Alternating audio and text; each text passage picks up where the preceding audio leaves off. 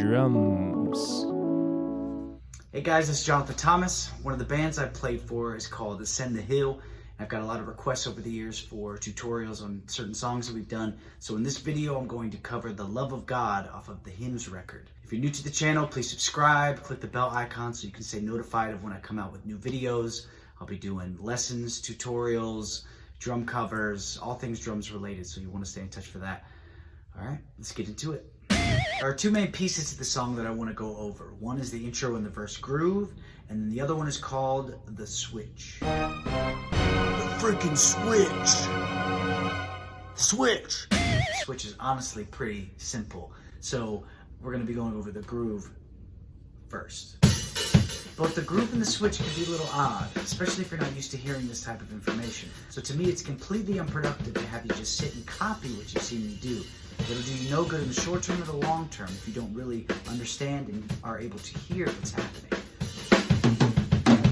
But if that is where you're at and all you need is a visual cue, go ahead and fast forward to the end of the video where I'm doing a full playthrough. For now, what I'm going to do is break both the groove and the switch down, switch, and then build back up bit by bit, progressively, giving you exercises along the way to get to the final goal of, yes, being able to play the whole groove, but really to be able to hear and understand what's happening, and hopefully give you some tools to be able to create your own grooves. Oh, but first, I wanted to say, I've been asked a bunch about how I come up with grooves, as opposed to like how you play a certain groove. That gets a little off topic for this video, but I just wanted to let you know that I'm coming out with a video describing the system I use to be creative, to come up with various things, whether it's practice exercises, grooves, whatever. But that's coming out in the future, so stay tuned for that. Okay, so the intro and the verse groove is a halftime groove.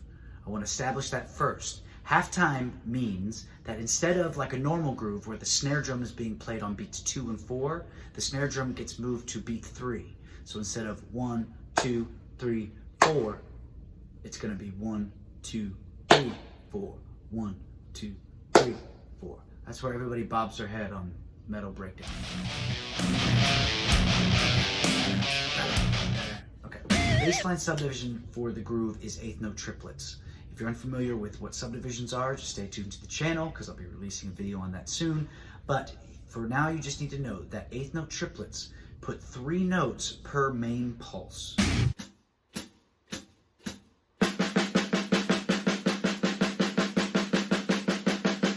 3 notes per pulse, or per quarter note, which means there are 12 eighth note triplets per measure. I'm going to give you 6 exercises to get comfortable with all 12 of those eighth note triplets in that measure, and do it in a groove context. Now, the first aspect that we want to be comfortable with to be able to get to that goal is to have our kick drum able to play on any one of those 12 eighth note triplets while playing a groove on top. In this first exercise, we're going to play quarter notes on our right hand on the hi-hat. The snare drum will be on beat 3. Play the kick drum on all the down beats.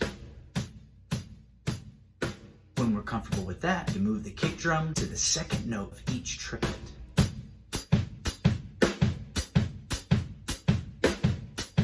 When we're comfortable there, move it to the third.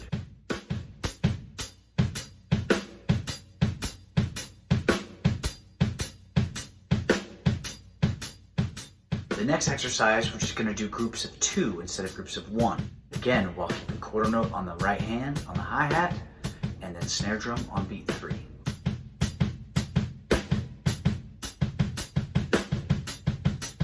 You can transition between these without stopping, but practice them individually until they're tight. The next exercise is doing the same kick variations from exercise 1 and 2, but adding a shuffle with the right hand, which is playing the first and last note of each triplet.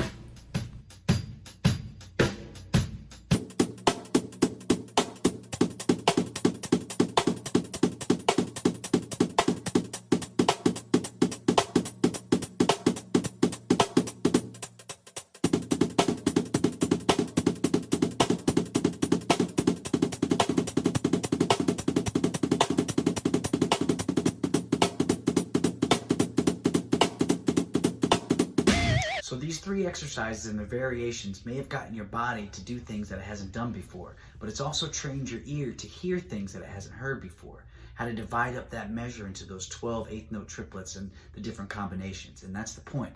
So now that you can play, now that you can hear them, what do we do now?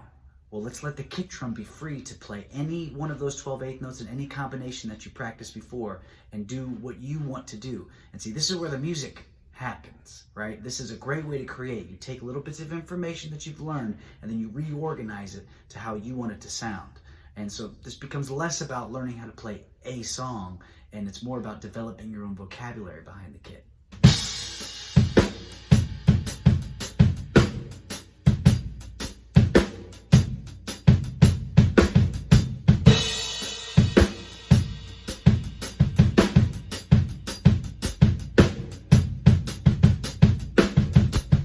The next exercise is to play shuffle with your right hand, but the left hand on the snare drum is going to play a ghost note in between those two notes.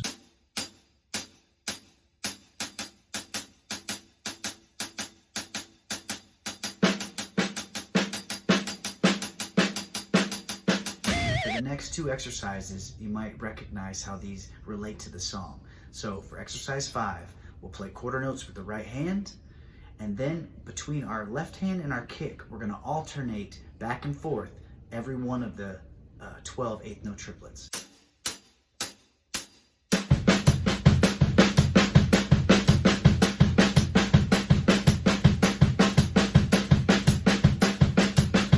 For exercise 6, we're going to do the same exact thing. We're going to put the shuffle on the right hand.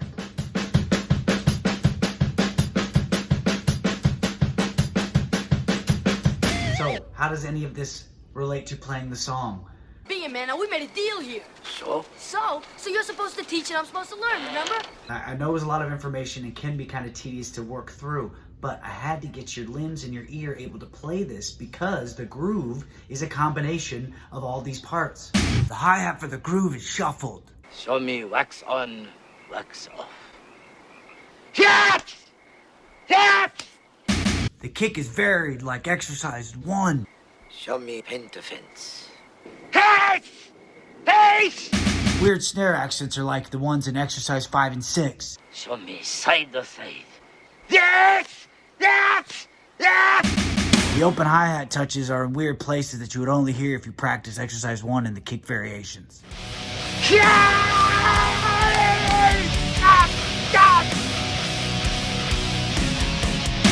Okay, so let's put these pieces together bit by bit. The groove is a 4-measure phrase, and that just means it repeats itself every 4 measures. The first measure and the third measure are identical. The second and the fourth have different open hi-hat variations.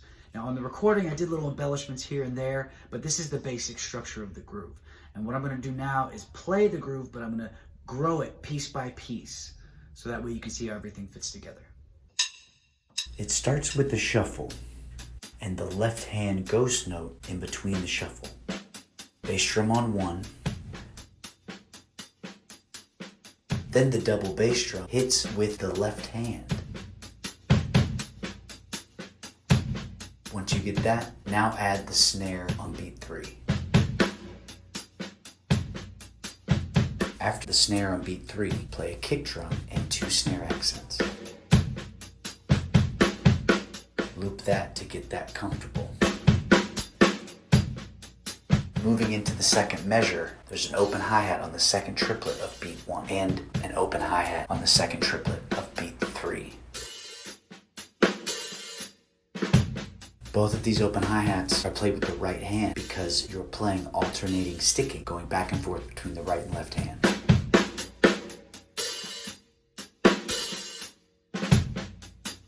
You can add a little diddle to transition between measures. The fourth measure's open hi-hats are every other, starting on the downbeat.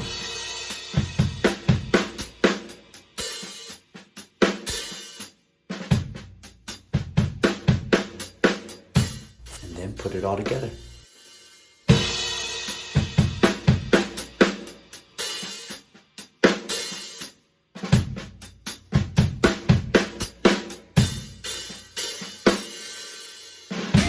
Okay, now we've come to the switch. Switch! The switch is simple. It's basically just going from one subdivision to the next subdivision. The intro verse groove, as we've already discussed, is an 8th note triplet. For the choruses, what I do is switch to a 16th note. The quarter note, the pulse never changes, but the notes and how I divide that space between them is what changes. So that can be weird if you're not used to that, but that's all that's happening. And then when the intro comes back in after the first chorus, I go back into the 8th note triplet.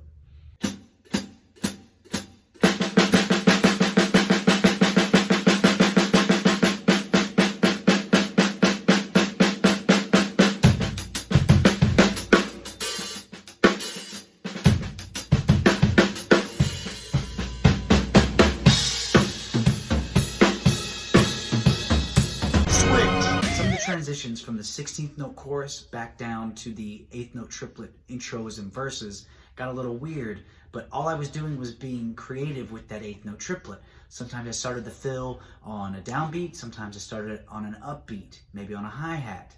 So next time you listen, try to hear if you can tell what's going on now that you're familiar with all 12 of those 8th note triplets now. Which, by the way, that's the point. Who cares if you can play a groove or a fill? If you can hear it, that's way better for you. The last point I want to make is that a lot of times our favorite grooves, licks, fills, or exercises can be broken down into smaller bits of information.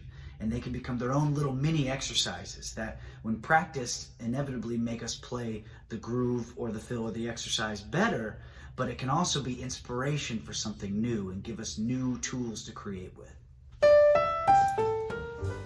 Alright guys, thank you for watching. That is it. I hope this video was helpful to you to understand the groove and the switch that's happening in the love of God, but also more importantly that your ear was opened up to some new things by practicing these exercises, and that your vocabulary behind the kit got better and increased, and you became a better musician as a result of working through some of this stuff. That's the goal. If you'd like to take lessons, reach me at jonathanthomasdrums.com. All my contact information is there. Stay tuned for more videos, tutorials, all things drums related on this channel. Again, subscribe if you haven't already. Thanks so much.